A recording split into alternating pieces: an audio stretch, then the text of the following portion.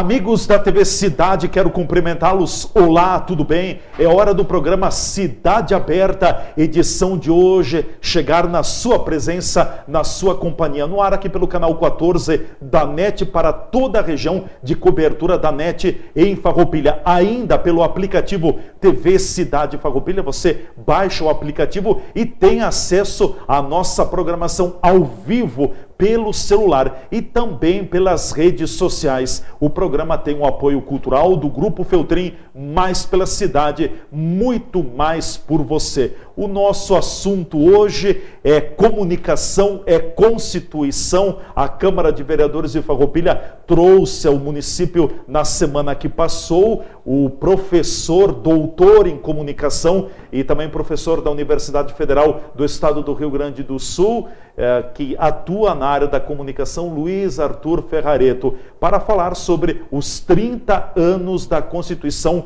Brasileira, da proclamação, da promulgação da Constituição Brasileira e, ao mesmo tempo, inaugurar o espaço da Sala Democrática junto ao Legislativo Municipal. E é com alegria que o professor Luiz Arthur Ferrareto está aqui nos estúdios da TV Cidade Farroupilha para um bate-papo sobre o assunto. Professor, num primeiro momento, obrigado pela presença, pela sua estada aqui nos estúdios.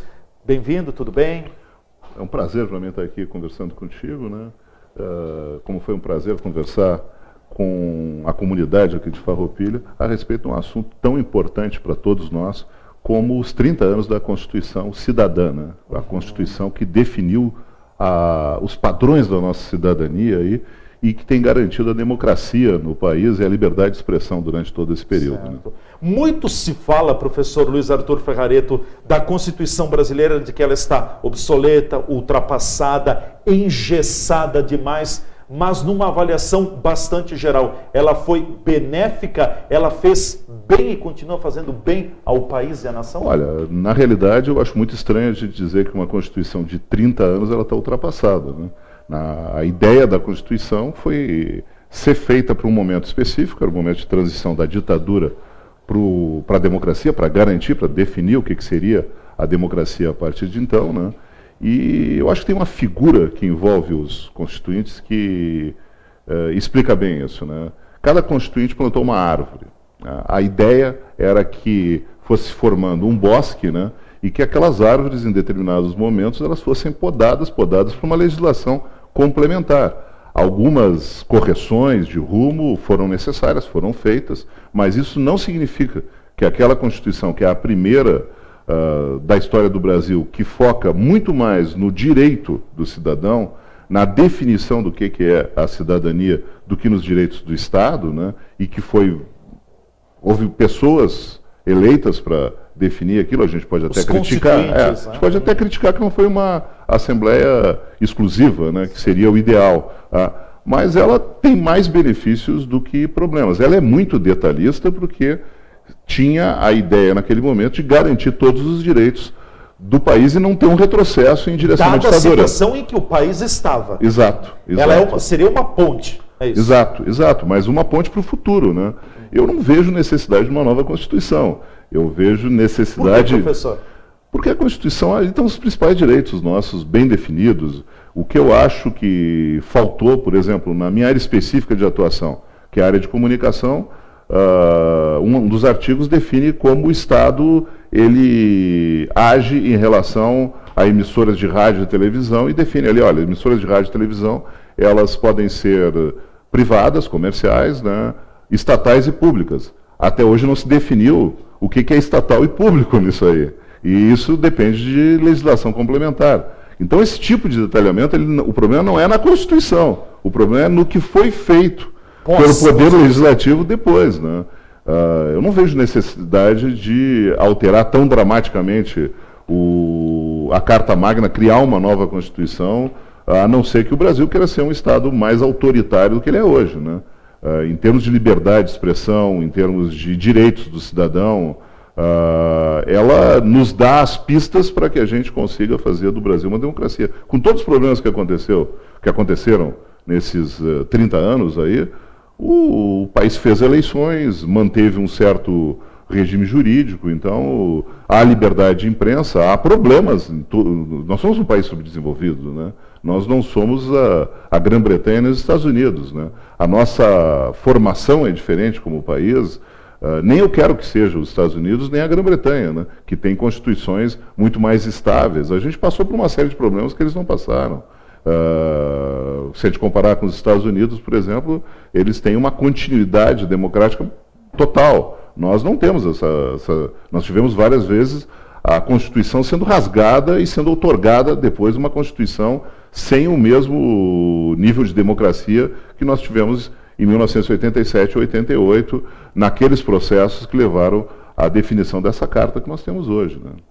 Durante o período da campanha política, ainda antes do episódio da facada ao presidente eleito Jair Messias Bolsonaro, quando o Bolsonaro visitou o Caxias do Sul, cumprindo uma agenda de trabalho, numa entrevista coletiva, eu tive a oportunidade e fiz exatamente esta questão ao presidente, hoje presidente eleito do Brasil, Jair Bolsonaro, se ele entendia de que era necessária uma nova Constituição. A resposta do Bolsonaro, ele não tinha uma posição naquele momento, mas ele acharia muito traumático para o país uma nova Constituição, porque paralisaria o país por no mínimo 2 anos. Hoje, elaborar uma nova Constituição seria parar o Brasil, professor?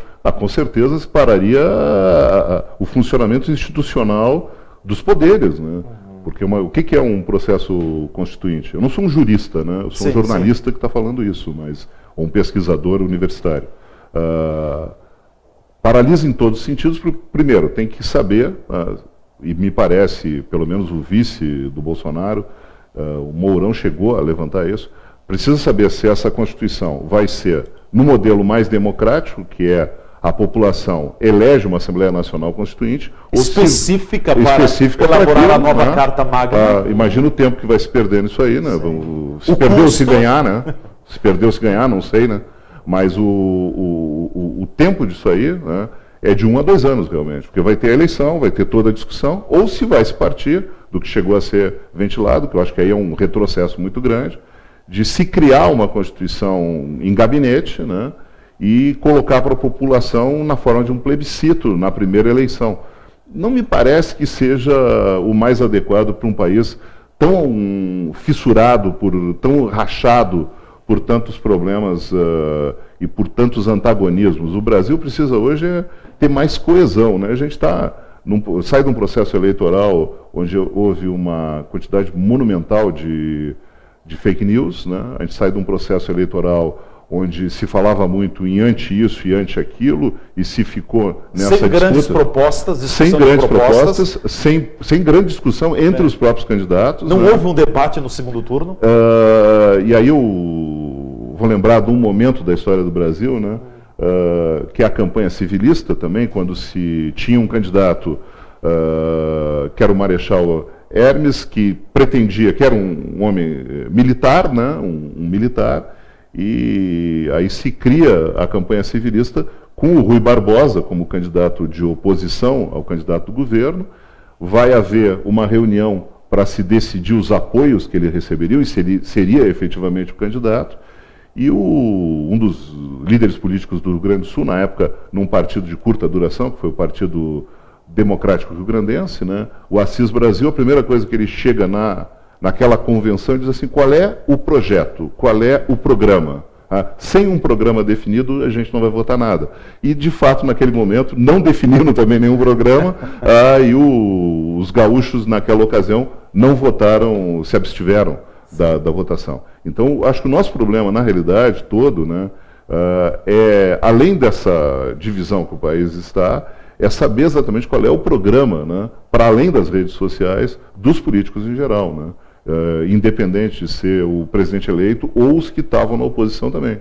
Então, me parece que antes de se pensar numa Constituição, né, as pessoas deveriam ter claro qual é o programa de governo para todas as áreas. A gente consegue começar a ver pela imprensa ou pelas redes sociais algumas ideias que já eram citadas anteriormente pelo presidente eleito, mas a todo momento essas ideias avançam 2 passos, elas recuam, então tem a gente fica muito confuso nisso, né?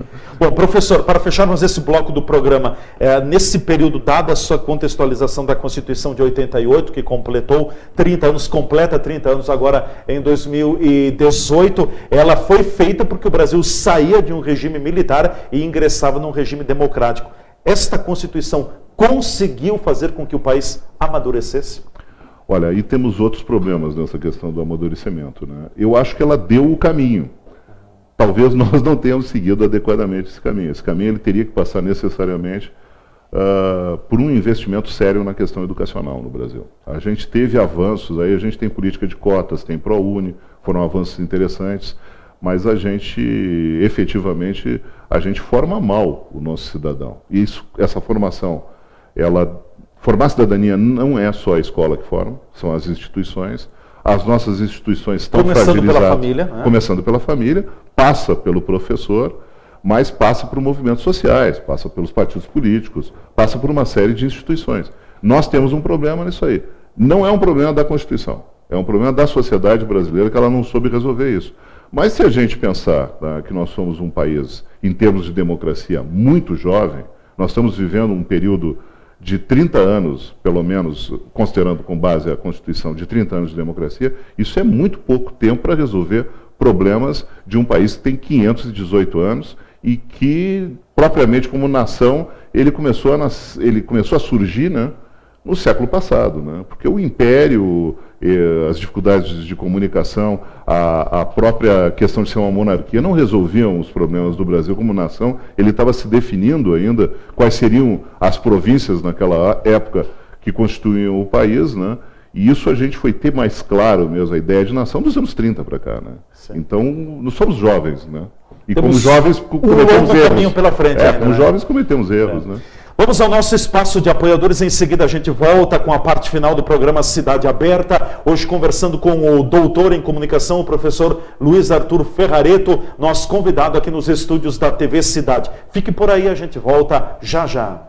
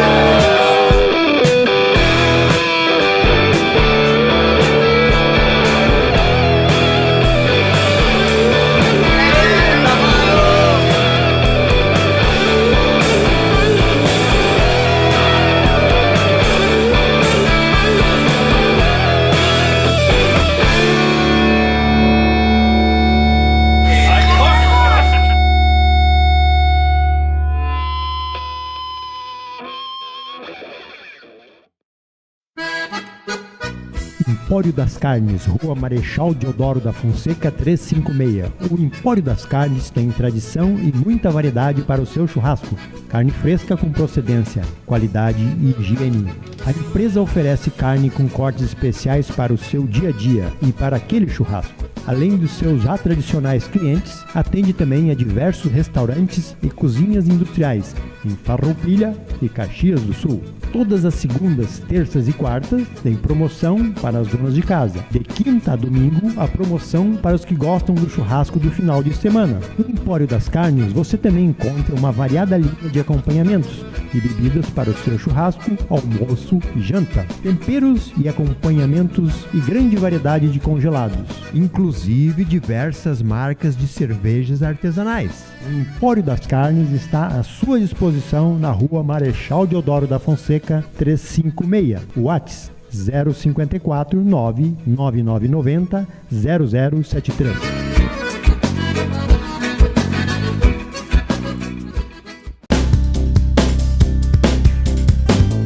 O Dr. Gelson Bregolin tem seu consultório no centro de Farroupilha e dispõe do atendimento de diversas áreas da odontologia, entre elas a periodontia, que é a especialidade odontológica, responsável pela prevenção e o tratamento das doenças que acometem os tecidos de sustentação e proteção dos dentes, ou seja, tratamento da gengiva e do osso. A periodontista é a profissional que previne e trata as doenças de gengiva e osso bucal, as gengivites e periodontites. A gengivite é uma inflamação da gengiva que ocasiona mau hálito e sangramento se for não tratada. Pode evoluir para uma periodontite, que é uma inflamação do osso e que pode levar ao amolecimento dos dentes até a sua perda. Consultas regulares com a periodontista são importantes para a prevenção dessas doenças bucais. Além disso, o dentista periodontista trabalha com a estética gengival através de plásticas gengivais que podem aumentar ou diminuir o volume gengival.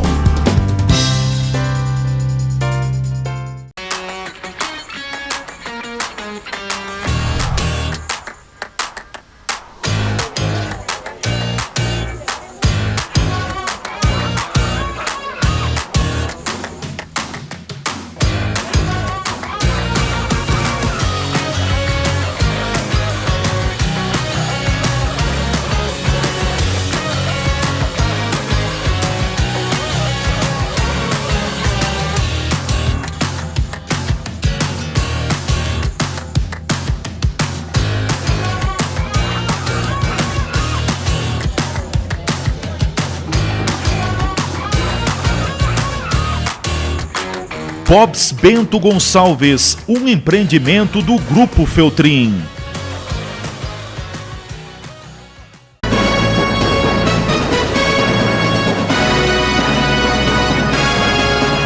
O programa Cidade Aberta já está de volta no ar aqui pela nossa TV Cidade Farroupilha, canal 14, o canal digital da NET. Onde tem NET chegando, tem TV Cidade. O programa tem um apoio cultural do Hard Rock Café Gramado, a marca que vai revolucionar o turismo brasileiro. É nosso convidado nos estúdios no dia de hoje, o doutor em comunicação, professor, jornalista Luiz Arthur Ferrareto, que está aqui em Farroupilha, a convite da Câmara de Vereadores também veio a Farroupilha para um painel, enfim, bate-papo sobre os 30 anos da Constituição Brasileira e para a inauguração da Sala Espaço Democrático do Legislativo Municipal. Professor, quero aproveitar seu vasto conhecimento, é claro que seria necessário muito tempo e quem sabe muitos programas, mas que leitura o senhor faz também como jornalista e como profundo conhecedor da comunicação? A comunicação vem mudando muito.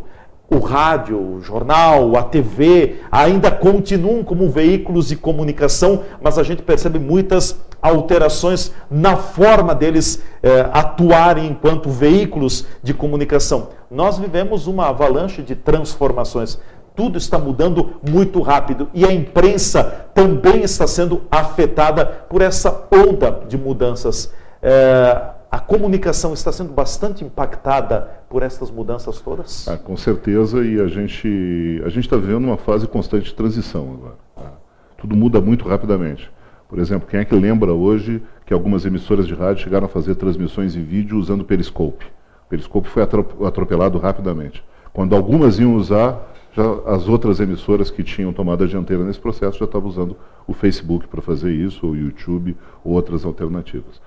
Eu acho que a gente tem um processo de muita velocidade nisso aí, e nós estamos enfrentando um problema que passa por várias áreas, não é só o gestor de comunicação ou o empresário da área de comunicação que está tendo dificuldades nessa adaptação, né? Tem uma dificuldade que é do profissional, a gente tende a querer que as coisas sejam mais lentas, né?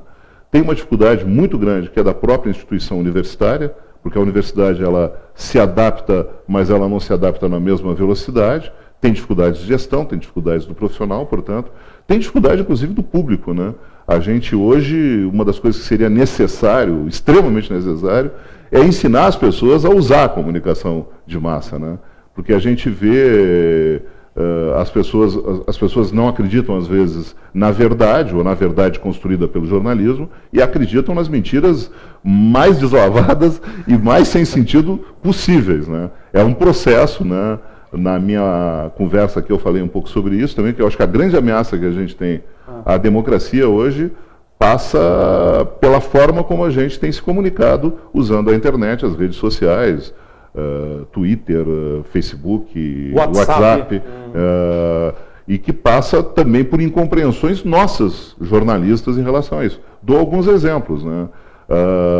Nós transformamos o debate político ou em briga ou em bobagem, né? A bobagem o que é? Começa com o meme, né? Tudo hoje é motivo de piada, só que é uma piada diferente da que faziam os grandes humoristas brasileiros aí em relação à política, na abertura política, por exemplo, tipo Jô Soares, Chico Anísio, né? Sim. É uma piada sem fonte, né?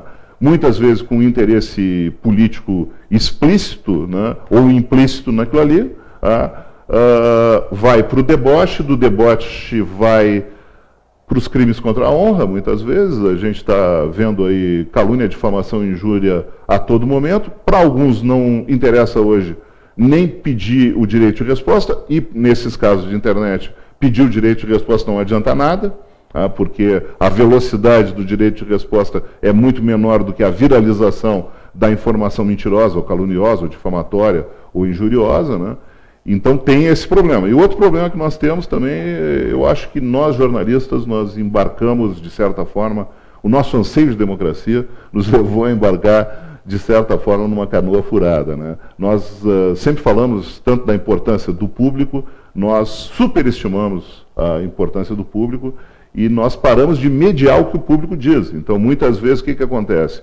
Programas de rádio onde a gente tinha uma entrevista a cada bloco, lá, sei lá, 12, 13 minutos de entrevista com um especialista, um protagonista da informação, nós passamos a ter 3, 4 colegas jornalistas conversando, dando opiniões sobre tudo, absolutamente tudo, muitas vezes baseadas no que está aparecendo nas redes sociais como uma coisa importante. Aí então o sujeito olha, não, isso aqui está bombando nas redes sociais, é notícia. Não, mas para aí. E o nosso poder de dizer o que é notícia... Muito protagonismo do jornalista?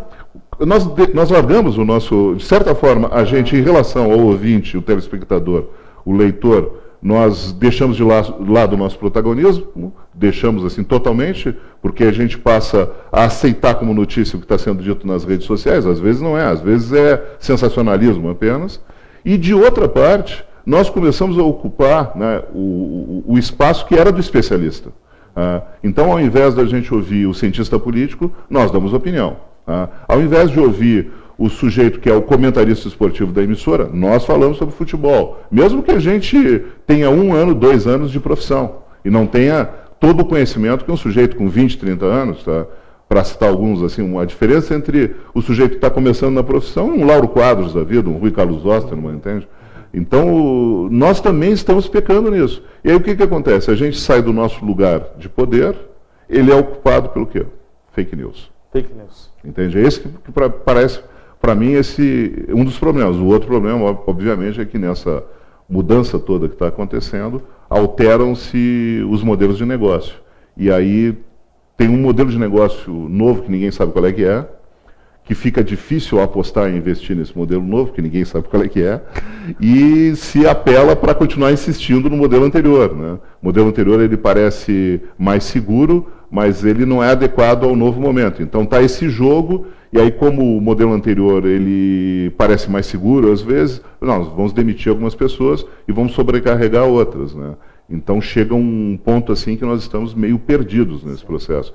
Mas é um processo, né? Então, acredito que nos próximos 2, 3 anos, se a gente tiver as condições de liberdade adequada para trabalhar, se consiga gradativamente também criar novas formas de se adaptar a essa mudança que ela é vertiginosa mesmo. Tem gente aí fazendo coisas que a gente ainda não se deu conta exatamente do que é, mas que daqui a 6, 7, 8, 9 meses, 10 meses, 1 ano, vão aparecer como soluções para esses problemas. Isso é histórico na comunicação. Já aconteceu na própria mudança, na crise do rádio, quando surgiu a televisão, na crise quando apareceram... A televisão criou uma crise nos jornais, daqui a pouco os jornais começaram a usar aqueles infográficos. Aquilo ali é uma reação à televisão. Isso também está acontecendo agora, só que a velocidade é muito grande. Eu queria entrar nessa questão. Quando surgiu a televisão, prenunciava-se o fim do rádio. Agora o rádio não sei o quê. Aí depois vem a internet. Não, a internet vai acabar com o rádio, vai comprometer a televisão. Não aconteceu nada, né? Ou houve, sim, alguns impactos.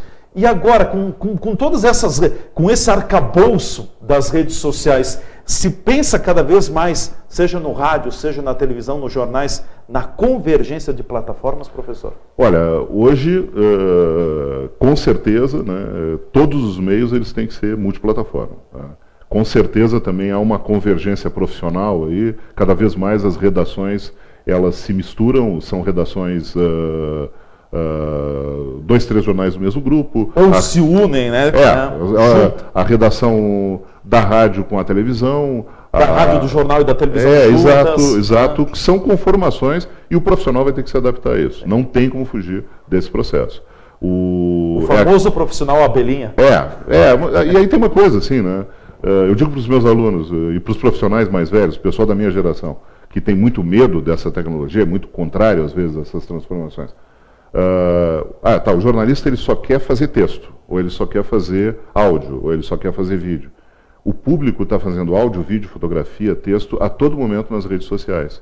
E ele está atropelando o jornalismo. O nosso papel é chegar e dizer assim, isso é notícia. Por que a gente diz que isso é notícia? Porque nós temos a técnica e a ética em torno daquilo ali. A gente sabe o que é notícia.